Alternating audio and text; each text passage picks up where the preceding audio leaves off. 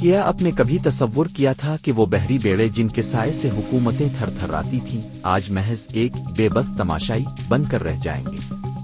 جی ہاں، جہاں امریکی سینٹ کام بلند و بانگ دعوے کر رہا ہے کہ ابنائے ہرمز میں پرندہ بھی پر نہیں مار سکتا اور چوتھا بحری بیڑا پہرا دے رہا ہے، وہیں ایران نے امریکی ناک کے نیچے سے 45 لاکھ بیرل تیل نکال کر دنیا کو ورتاحان حیرت میں ڈال دیا ہے۔ یہ تیل رڈار سے غائب ہو کر $500 ملین کی رقم بھی کما لایا اور سپر پاور صرف بحری جہازوں کی گنتی کرتی رہ گئی۔ کیا یہ واشنگٹن کی جدید ٹیکنالوجی کی ناکامی ہے یا تہران نے کوئی ایسی جادوئی لہر ڈھونڈ لی ہے جو امریکی رڈارز کو اندھا کر دیتی ہے؟ طنز تو یہ ہے کہ 60,000 امریکی فوجیوں کی موجودگی میں ایرانی تیل سمندروں کا سینہ چیر کر نکل رہا ہے اور وائٹ ہاؤس صرف وہ نگرانی کے بیان جاری کر رہا ہے۔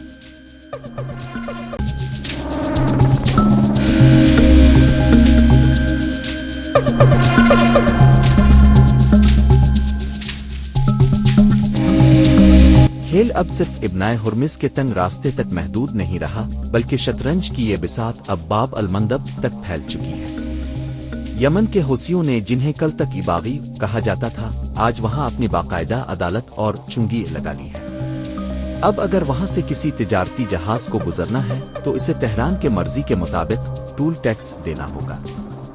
کیا یہ تاریخ کا سب سے بڑا طنز نہیں کہ جو امریکہ پوری دنیا کی معیشت کو کنٹرول کرتا تھا آج اس کے اتحادیوں کو بحری سفر جاری رکھنے کے لیے حوثیوں کی خوشامد کرنی پڑ رہی ہے؟ عرب ممالک چاروں طرف سے اس تکنیکی اور عسکری ناکہ بندی کے شکنجے میں آ چکے ہیں اور واشنگٹن ابھی تک صرف مذمت کے ایئر برج بنانے اور خالی دھمکیاں دینے میں مصروف ہے۔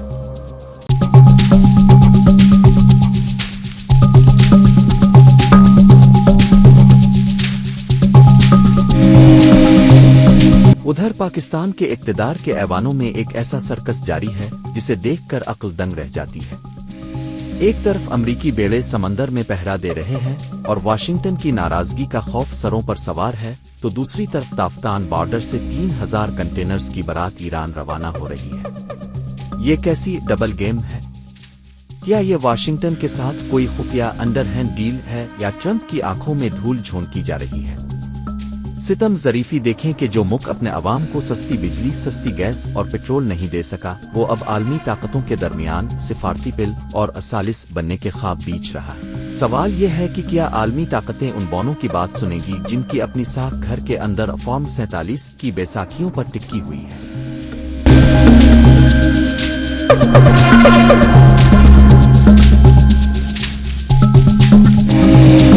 جب مغرب کا میڈیا یہ پراپیگنڈا کر رہا تھا کہ ایرانی قیادت کمزور پڑ چکی ہے تو صدر پیوٹن نے کرملین سے ایک ایسا بیان جاری کیا جس نے وائٹ ہاؤس کی نیندیں اڑا دیں۔ پیوٹن کا یہ انکشاف کہ مجھے ایرانی سپریم لیڈر کا ذاتی پیغام ملا ہے محض ایک ڈپلومیٹک خبر نہیں بلکہ یہ امریکہ کے لیے اعلان جنگ ہے۔ روس اب صرف تماشائی نہیں رہا بلکہ وہ ایران کے دفاعی نظام کے پیچھے ایک ایسی فولادی دیوار بن کر کھڑا ہو گیا ہے جسے گرانا ٹرمپ کے بس کی بات نہیں۔ کیا 2026 کا یہ نیا بلاگ جس میں روس، چین اور ایران شامل ہیں ڈالر کی عالمی بادشاہت کے تابوت میں آخری کیل ثابت ہوگا؟ ماسکو اب کھل کر کہہ رہا ہے کہ وہ ایران کے مفاد کے لیے کسی بھی حد تک جائے گا۔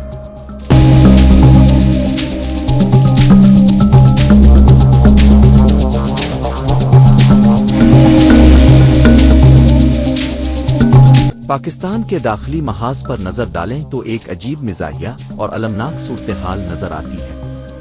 وہ لیڈر جس نے ای بسول وٹلی ناٹ کا نعرہ لگا کر روس اور ایران سے سستی توانائی کا راستہ کھولا تھا آج اسے دیوار سے لگا کر اڈیالہ جیل میں قید کر دیا گیا ہے۔ دوسری طرف وہ لوگ جو عوامی مینڈیٹ چوری کر کے اقتدار میں آئے ہیں وہ دنیا کو یہ باور کرانے کی کوشش کر رہے ہیں کہ وہ ثالثی کر سکتے ہیں۔ کیا عالمی برادری ان لوگوں کے ہاتھ میں ثالثی کا قلم دے گی جن کا اپنا وجود عوامی نفرت کے سائے میں ہے؟ اڈیالہ کی طرف بڑھتے ہوئے کارکنوں کے قدم اور چلو چلو کے نعرے پکار کر کہہ رہے ہیں کہ تاریخ اپنا حساب برابر کرنے کے لیے تیار کھڑی ہے اور قید میں بیٹھا شخص آج بھی باہر بیٹھے بونوں سے زیادہ طاقتور ہے۔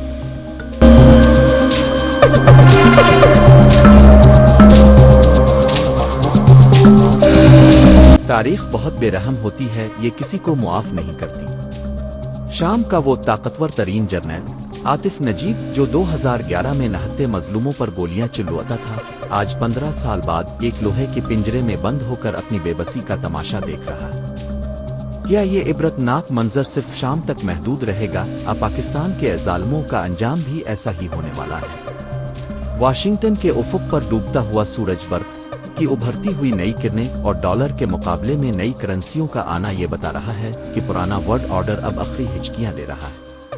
اب فیصلہ صرف ہتھیاروں سے نہیں بلکہ غیرت، جرأت اور درست اسٹریٹجک انتخاب سے ہوگا۔